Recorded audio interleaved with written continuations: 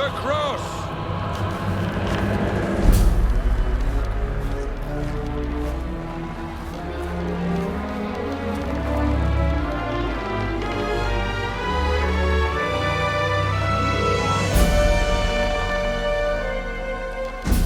You, put the peg in!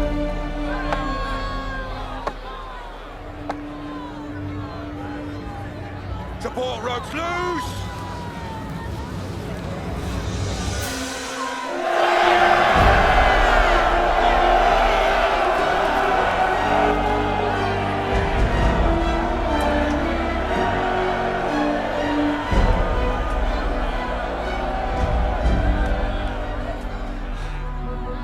Forgive them, Father. For they don't know what they're doing.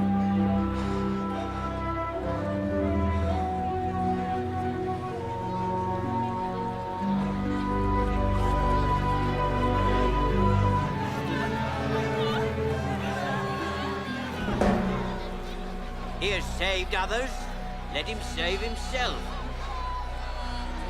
Yes, save yourself if you're the Messiah. Come down from the cross. Show us one of your miracles.